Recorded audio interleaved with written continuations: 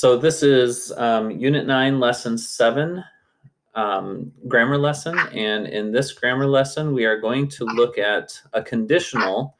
I'm going to start here and then go here because we talked about conditionals in the previous module C. And in that module, we looked at the future real conditional. And in this module, we are going to focus on the past unreal conditional. And if you remember, conditionals are also known as if clauses or if statements. And then you have a result, or in this case, we have the if clause and the result, and then the actual situation is what we're talking about. And so let me start here and let's talk about the actual situation. So in situation 1, our parents were not aware, or they did not know of the damage they were doing. So they did not do things differently. And again, we're talking about the environment. So our parents' generation did things and made decisions that hurt the environment, okay? And so in the past unreal conditional, you can see that we have an if clause, and then we have the past perfect. And so in this case, you use had been, and the American English pronunciation of this word is been, not been. Had been, and then the past participle of the verb. And if you have not memorized the irregular past participle verbs, there is a list in your book on page 225. And so we have if, subject, had been, and the past participle. And then in the result clause, we can use a modal, could, might, or would, and we can use them affirmatively or in the negative, wouldn't.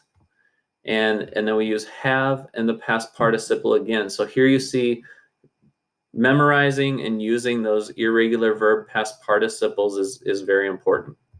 So the if clause, if our parents had been aware of the damage they were doing, the result, they would have done things differently. Here's another situation. I didn't know that before, so I had trouble. If I had known that before, I wouldn't have had trouble. And don't forget here, after a modal, we use the base form of the verb and then the past participle. And so it's have had. I wouldn't have had. And then don't forget here the past participle. We have if the verb is had, we might say if I had had. So in that case, if I had had breakfast, I wouldn't have been so hungry. Okay, and I'm sorry, I misspoke here. We don't have to use had been, but had plus the past participle.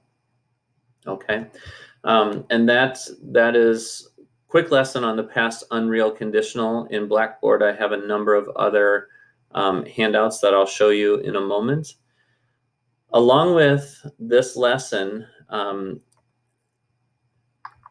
American English speakers will often use the verb wish to talk about the past and the unreal conditional. And so we can see here the form is wish plus had plus past participle. So here's the real situation. They didn't start recycling years ago. And so I might say, I wish we had started recycling years ago. And that means the same, it's expressing regret. It's the same as saying, if I had started recycling years ago, I would not have wasted so much material, or I would not have polluted the earth so badly. Here's another example. When he lived in his old town, they had different recycling rules. And here, I just wish that, or I wish we had these types of recycling rules back in my own town. Okay. Notice here the word that, it's optional. And if you see this word in English, the subjunctive, it's different than in Spanish. The Spanish subjunctive is very common in English. It's different, but usually if we use that after a verb like this, I wish that, then that indicates the subjunctive, and it's just a mood.